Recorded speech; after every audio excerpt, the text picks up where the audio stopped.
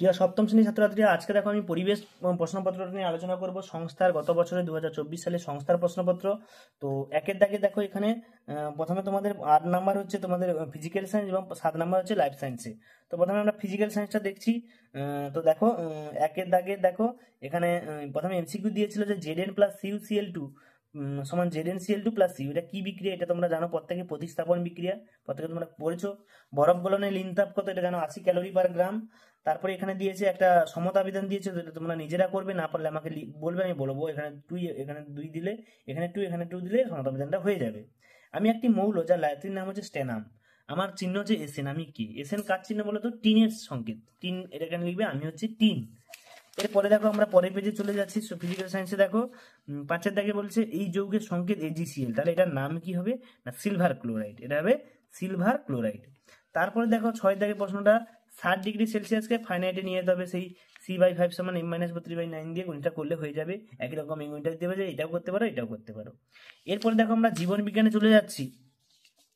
জীবন বিজ্ঞানে কি কি প্রশ্ন দিয়েছে দেখো 7 নম্বরে।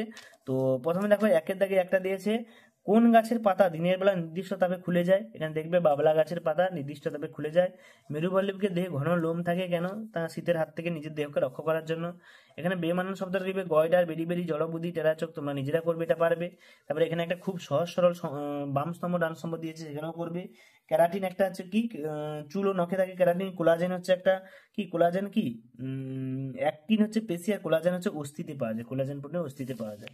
এরপরে দেখো বিজ্ঞানে আমরা 2 নম্বর পরের পেজে চলে আসি। পরের পেজে জীবন বিজ্ঞানের প্রশ্নপত্র কি ছিল না, মানবদেহে ক্যালসিয়ামের কাজ কি এবং কি কারণে ম্যারাসমাস রোগ হয়? দেখবে ম্যারাসমাস রোগের লক্ষণগুলো তোমরা দেখবে এবং কি কারণে হয় সেটা উৎসটা দেখলে তোমরা পেয়ে যাবে। সস্তার বিরিয়ানিতে এবং মোমোতে কি রং, কৃত্রিম রং, গন্ধ মেশানো থাকে এবং কোন ভিটামিনের অভাবে রিকেট রোগ হয়? দেখো সস্তা বিরিয়ানিতে মনে হবে মেটানিন ইয়েলো, যেখানে কালারটা মেশায়, আর মোমোতে হচ্ছে আজিনোমোটো। ঠিক আছে, মোমোতে কি মনে হয়? আজিনোমোটো। আর কোন ভিটামিনের অভাবে রিকেট রোগ হয়? এটা মনে রাখবে, ভিটামিন রিকেট, তো ভিটামিন ডি, ভিটামিন ডি এর অভাবে রিকেট রোগ হয়, তাই তো? ভিটামিন ডি, হ্যাঁ, ডি রিকেট রোগটা ভিটামিন ডি তে হয়। আর মোমো চাউমিনে এটা বলে মেটানিন ইয়েলো, এটা আছে আজিনোমোটো। ঠিক আছে, মনে রাখবে। তো এই হচ্ছে তোমাদের টোটাল 7 এর প্রশ্নপত্র। তোমাদের যদি কোনো সমস্যা থাকে কমেন্টে জানাবে, এবং 2025 সালে সংস্থার প্রশ্নপত্রগুলো এক এক করে আমি চ্যানেলে নিয়ে আসছি।